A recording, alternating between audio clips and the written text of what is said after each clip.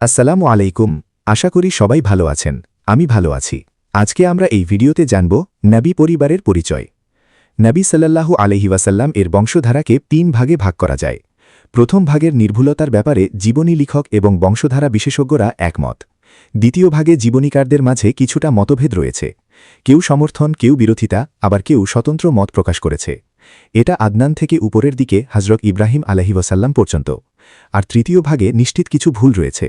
এটা হযরত ইব্রাহিম আলাইহি ওয়াসাল্লাম থেকে হযরত আদম আলাইহি ওয়াসাল্লাম পর্যন্ত।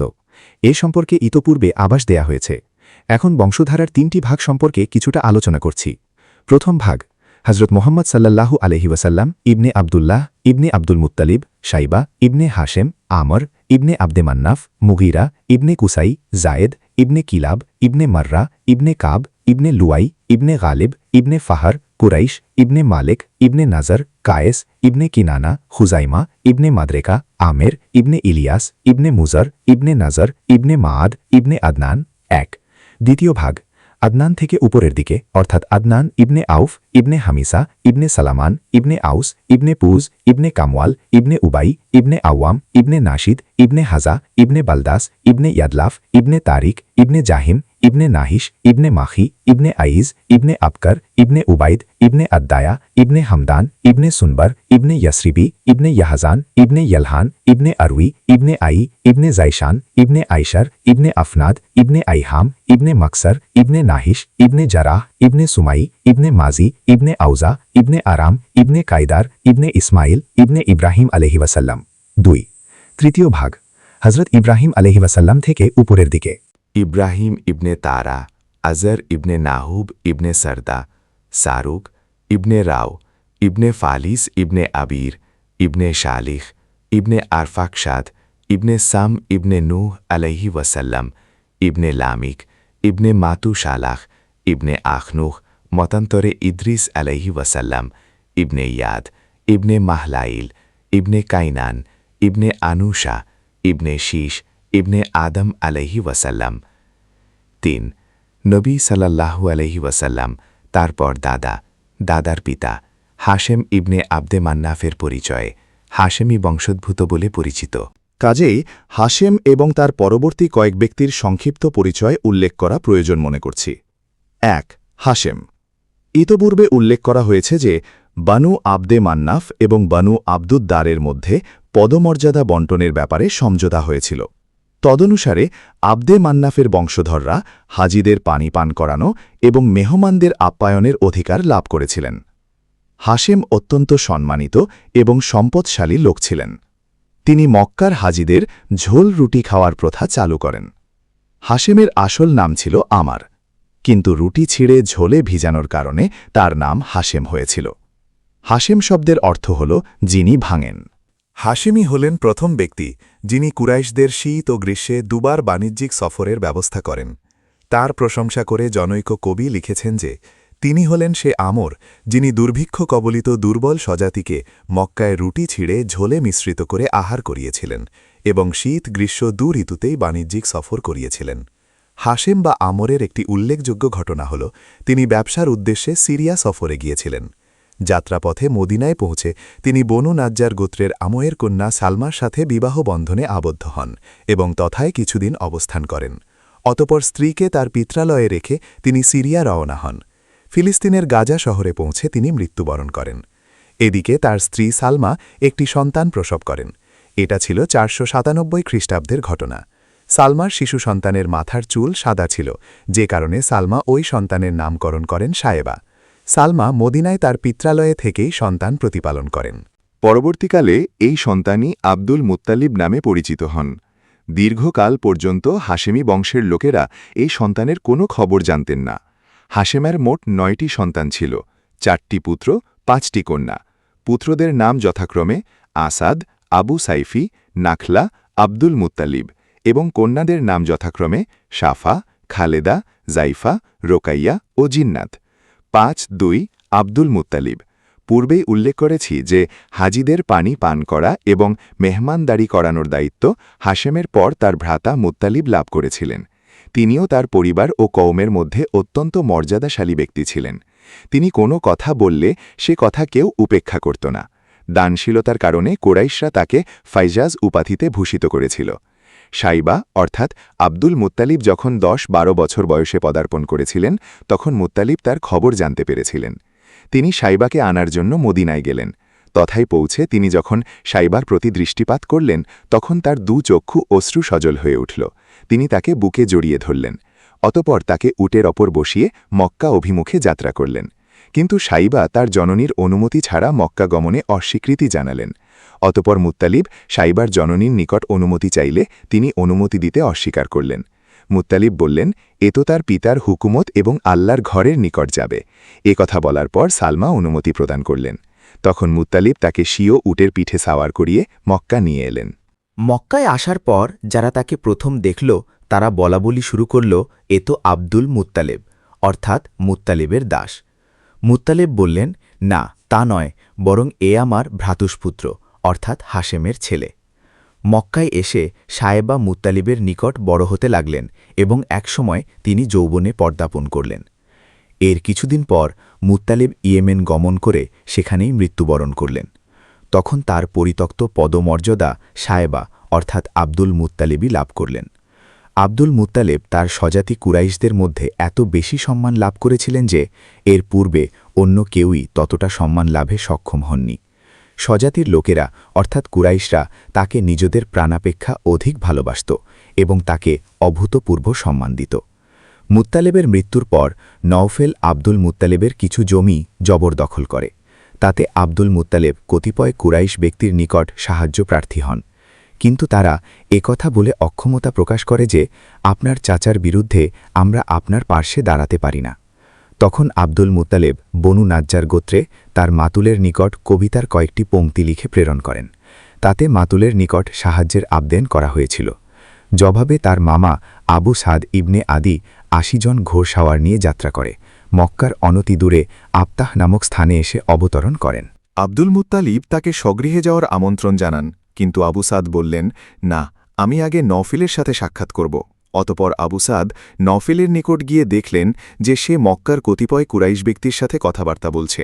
তখন আবু সাদ তার তরবারি কোষমুক্ত করতে করতে বললেন, কাবাগৃহের প্রভুর শপথ, তুমি আমার ভাগ্নের জমি ফিরিয়ে না দিলে এ তরবারি দ্বারা তোমার মস্তক দ্বিখণ্ডিত করব। নওফেল বলল, আচ্ছা নাও, আমি তা তোমাকে ফিরিয়ে দিচ্ছি। তখন আবু সাদ কুরাইশ নেতৃবৃন্দকে সাক্ষী লিখি আব্দুল মুত্তালিবকে তার জমি ফিরিয়ে দিলেন। এরপর আবু সাদ ভাগ্নে আব্দুল মুত্তালিবের গৃহে গেলেন এবং ৩ দিন সেখানে অবস্থানের পর ওমরা আদায় করে মদিনায় প্রত্যাবর্তন করলেন। এরপর নওফেল বনু হাশেমের বিরুদ্ধে বনি আব্দে শামসের সাথে সাহায্য সহায়তার অঙ্গীকার করল। এদিকে বনু খুজায়া গোত্র দেখল যে বনু নাজ্জার গোত্র আব্দুল মুত্তালিবকে এভাবে সাহায্য করল। তখন তারা বললেন, আব্দুল মুত্তালিব তোমাদের ন্যায় আমাদেরও সন্তান, কাজেই আমাদের ওপর তার সাহায্য করার বেশি অধিকার রয়েছে। এর কারণ হল আব্দে মান্নাফের মা বনু খুজায়া গোত্রের সাথে সম্পর্কিত ছিল, যে কারণে বনু খুজায়া দারুন নদওয়ায় গিয়ে বনু আব্দে শামস এবং বনু নওফেলের বিরুদ্ধে বনু হাশেমকে সাহায্যের ওয়াদা করল। এ ওয়াদাই পরবর্তীকালে ইসলামী যুগে মক্কা বিজয়ের কারণ হয়েছিল। এ সংক্রান্ত বিস্তারিত বিবরণ পরে বর্ণনা করব। ৭. কাবাগৃহের সাথে সম্পর্কিত থাকার কারণে আব্দুল মুত্তালিবের সাথে 2টি গুরুত্বপূর্ণ ঘটনা সংঘটিত হয়েছিল। একটি জমজম কূপ খনন এবং অন্যটি হস্তি যুদ্ধের ঘটনা। জমজম কূপ খনন কাজ। এ ঘটনাটির সারসংক্ষেপ হল, আব্দুল মুত্তালিব স্বপ্নে দেখলেন যে তাকে জমজম কূপ খননের নির্দেশ প্রদান করা হচ্ছে। স্বপ্নের মধ্যে তাকে স্থানও দেখিয়ে দেয়া হল। ঘুম থেকে জেগে তিনি জমজম কূপ খনন করতে শুরু করলেন। খননকালে 2টি বস্তু আবিষ্কৃত হল, যা বনু জুরহাম গোত্র মক্কা পরিত্যাগকালে জমজম কূপে ফেলে গিয়েছিল। এগুলো হচ্ছে তরবারি এবং স্বর্ণের হরিণ। আব্দুল মুত্তালিব ওই তরবারি দিয়ে কাবাগৃহের দরজা তৈরি করলেন এবং স্বর্ণের হরিণ 2টিও দরজায় বসিয়ে দিলেন এবং হাজিদেরকে জমজম কূপের পানি পান করানোর ব্যবস্থা করলেন। জমজম কূপ আবিষ্কৃত হওয়ার পর কুরাইশরা আব্দুল মুত্তালিবের সাথে বিবাদ শুরু করল। তারা এরূপ দাবি করল যে কূপ খননের কাজে আমাদেরকেও শরিক করা হোক। আব্দুল মুত্তালিব জবাবে বললেন যে তা হতে পারে না, কেননা এ কাজের জন্য কেবল আমাকেই নির্দিষ্ট করা হয়েছে। কিন্তু কুরাইশরা এ কথা মানতে চাইল না। শেষ পর্যন্ত মীমাংসার জন্য সকলে বনু সাদ গোত্রের জনৈকা জ্যোতিষী মহিলার নিকট গেল, কিন্তু তার নিকট যাওয়ার পথে তারা কিছু আশ্চর্যজনক নিদর্শন দেখে বুঝতে পারল যে জমজম কূপ খননের দায়িত্ব কুদরতিভাবেই আব্দুল মুত্তালিব প্রাপ্ত হয়েছে। সুতরাং বিবাদকারী কুরাইশরা এ ব্যাপারে আর কোনরূপ বাদানুবাদ না করে সেখান থেকেই ফিরে এলো। এ সময় আব্দুল মুত্তালিব এরূপ মানত করলেন যে আল্লাহ তাকে 10টি পুত্র সন্তান দান করলে তারা যৌবনে পদার্পণ করলে তাদের একজনকে কাবা গৃহের পাশে আল্লাহর নামে কোরবানি করবেন। 8. হস্তি বাহিনীর যুদ্ধের ঘটনা। দ্বিতীয় ঘটনাটি হল আবিসিনিয়ার বাদশাহ নাজ্জাশির পক্ষ থেকে আব্রাহা সাবা হাবশি ইয়েমেনের গভর্নর জেনারেল ছিল। সে দেখল যে আরবের লোকেরা কাবা গৃহে গিয়ে হজ পালন করে। এটা দেখে সে সানায়ায় একটি গির্জা নির্মাণ করল। তার ইচ্ছে ছিল যে আরবের লোকেরা হজ পালন করতে মক্কায় না গিয়ে যেন সানায়ায় যায়। এ সংবাদ জানার পর বনু কেনান গোত্রের এক ব্যক্তি আব্রাহার নির্মিত গির্জার ভেতরে প্রবেশ করে একদিন তার মেহরাবে পায়খানা করে এলো। আব্রাহা এ খবর শুনে ভীষণ ক্রুদ্ধ হয়ে প্রায় 60,000 দুর্ধর্ষ সৈন্য নিয়ে মক্কার কাবাগৃহ ধ্বংস করে দিতে অগ্রসর হল। সে তার নিজের জন্য একটি প্রকাণ্ড হাতির ব্যবস্থা করল। তার সেনাবাহিনীতে মোট 9টি বা বর্ণনান্তরে 13টি হাতি ছিল। আব্রাহা ইয়েমেন থেকে রওয়ানা হয়ে মোগাম্মাস নামক স্থানে উপনীত হয়ে সৈন্যদের বিহু রচনা করল। কিন্তু মক্কায় প্রবেশ করে মুজদালিফা এবং মিনার মধ্যবর্তী মুহাসির নামক স্থানে পৌঁছার পর সব হাতি বসে পড়ল। বহু চেষ্টা করেও সেগুলোকে আর উঠানো গেল না। অবশ্য কয়েকবার উঠলেও উত্তর, দক্ষিণ বা পূর্ব দিকে দৌড়াতে থাকত, কিন্তু কাবার দিকে নেয়ার চেষ্টা করলেই আবার সেগুলো বসে পড়ত। এমন সময় আল্লাহ পাক এক ঝাঁক চড়ুই আবাবিল পাখি পাঠালেন। পাখিগুলো তাদের মুখে ক্ষুদ্রাকার প্রস্তরখণ্ড বহন করে এনেছিল। ওগুলো তারা আব্রাহার সৈন্যদের ওপর নিক্ষেপ করল, ফলে সৈন্যবাহিনী ভূমির ন্যায় একাকার হয়ে গেল। পাখিগুলোর প্রত্যেকটি 3টি করে পাথর বহন করেছিল, একটি মুখে এবং 2টি দুপাখার নিচে। পাথরগুলো ছিল মটরশুঁটি সদৃশ। সে পাথর যারই দেহে পড়ত তার অঙ্গ প্রত্যঙ্গ খসে পড়তে শুরু করত এবং সে সাথে সাথে মৃত্যুবরণ করত। সৈন্যদের মধ্যে প্রত্যেকের দেহে এ পাথর পড়েনি, কিন্তু তাদের মধ্যে এমন ভয় ও আতঙ্ক সৃষ্টি হল যে তারা যেদিকে সম্ভব ছুটে পালাতে লাগল। তারা এখানে সেখানে পড়ে মরতে লাগল। এদিকে আল্লাহর গজবে আব্রাহার হাতের আঙুলগুলো খসে পড়ল। তখন সে ছানোয়ার দিকে পালিয়ে যেতে লাগল, কিন্তু সেখানে পৌঁছার পূর্বেই মৃত্যুবরণ করল। শোনা যায় তার কলিজা ফেটে চৌচির হয়ে গিয়েছিল। আব্রাহার এ হামলার সময় মক্কার লোকেরা স্ব প্রাণ ভয়ে পাহাড়ের গুহায় আশ্রয় নিল। অতপর হামলাকালী সেনাদের ওপর আল্লাহ গজব নাজিল হলে মক্কার লোকেরা আবার তাদের বাড়িঘরে প্রত্যাবর্তন করল। 9. উল্লেখিত ঘটনাটি অধিকাংশ জীবনীকারের মতে রসুলুল্লাহ সাল্লাল্লাহু আলাইহি ওয়াসাল্লামের জন্মের 50 কিংবা 55 দিন পূর্বে ঘটেছিল। তখন ছিল মহররম মাস। 571 খ্রিস্টাব্দের ফেব্রুয়ারি মাসের শেষ কিংবা মার্চ মাসের প্রথম ভাগে এ ঘটনাটি ঘটে। মূলত আল্লাহ তাআলা তার নবী করিম এবং তার পবিত্র কাবাগৃহকে কেন্দ্র করেই এ ঘটনা ঘটিয়েছিলেন। যেমন 587 খ্রিস্টাব্দে বখতে নাসার বাইতুল মুকাদ্দাস অধিকার করেছিল। তার পূর্বে 70 খ্রিস্টাব্দে রোমানরা ওটা দখল করেছিল। পক্ষান্তরে কানায় কাবার ওপর খ্রিস্টানরা কখনও আধিপত্য বিস্তার করতে পারেনি। অথচ তখন খ্রিস্টানরা ছিল আল্লাহ বিশ্বাসী মুসলিম এবং কাবার অধিকারীরা ছিল মূর্তিপূজক। হস্তি যুদ্ধের ঘটনাটি সংঘটিত হওয়ার পর খুব অল্প সময়ের মধ্যেই তৎকালীন উন্নত দেশ হিসেবে পরিচিত রোম এবং পারস্যে এ খবর ছড়িয়ে পড়েছিল, কারণ মক্কার সাথে রোমের ঘনিষ্ঠ সম্পর্ক ছিল। অন্যদিকে রোমকদের উপর পারসিকদের সর্বদা নজর থাকত। রোম ও তাদের শত্রুদের যে কোনো ঘটনা পারসিকরা গুরুত্বের সাথে পর্যবেক্ষণ করত। এ কারণেই দেখা যায় যে আব্রাহার পতনের সাথে সাথেই পারসিকরা ইয়েমেন দখল করে নেয়। তৎকালীন দুনিয়ায় পারস্য এবং রোম উন্নত ও সভ্য দেশ হিসেবে পরিচিত থাকায় বিশ্ব মানবের দৃষ্টি কাবার প্রতি নিবদ্ধ হল। কাবার মর্যাদা এবং শ্রেষ্ঠত্বের সুস্পষ্ট প্রমাণ তারা পরিষ্কারভাবে প্রত্যক্ষ করল। তারা বুঝতে পারল যে কাবাগৃহকে আল্লাহ তাআলা পবিত্র ঘর হিসেবে মনোনীত করেছেন। এ কারণেই মক্কার জনপদ থেকে নবুয়তের দাবিসহ কারো উত্থান একান্ত যৌক্তিক।